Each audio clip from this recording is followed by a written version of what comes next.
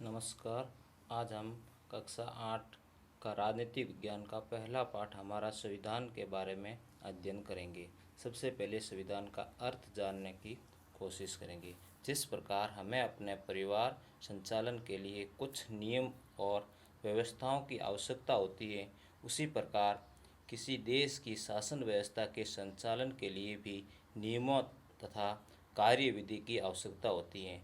सरकार के गठन, नागरिकों के अधिकार एवं कर्तव्य आदि की रूपरेखा इन्हीं नियमों के द्वारा निश्चित की जाती है। सरकार नागरिकों के लिए कानून बनाने, उन्हें लागू करने और उसकी रक्षा करने जैसे महत्वपूर्ण कार्य करती है। शासन के करने के लिए कुछ निश्चित नियमों और कानूनों की ज़रूरत होती है।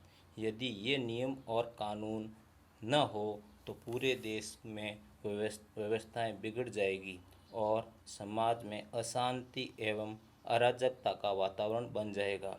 अर्थात किसी राज्य में शासन व्यक्ति और उनके आपसी संबंधों को निर्देशित करने वाले सभी नियमों और कानूनों का संग्रह संविधान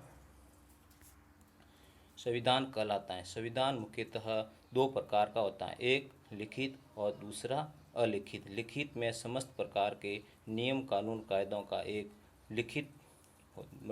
लिखित रूप होता है, जैसे भारत का संविधान और अमेरिका का संविधान। अलिखित संविधान में लिखित रूप नहीं होता है, वो पूरा अपनी परंपराओं के अनुसार शासन व्यवस्था का संचालन किया जाता है, जैसे ब्रिटेन का संविधान।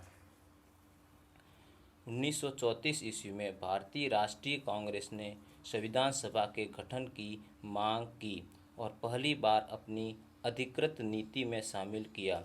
केवल भारतीयों को लेकर बनने वाले एक स्वतंत्र संविधान सभा की मांग दूसरे विश्व युद्ध के दौरान तेज हुई।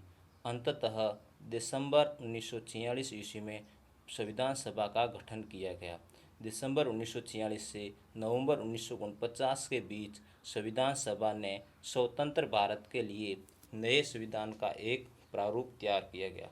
150 वर्ष की अंग्रेजी हुकूमत के बाद भारतीयों को आखिरकार अपनी नीति और भविष्य तय करने का मौका मिला था।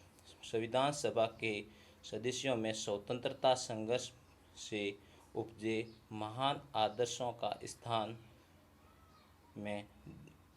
आदर्शों को ध्यान में रखते हुए इस काम को गंभीरता से अंजाम दिया गया।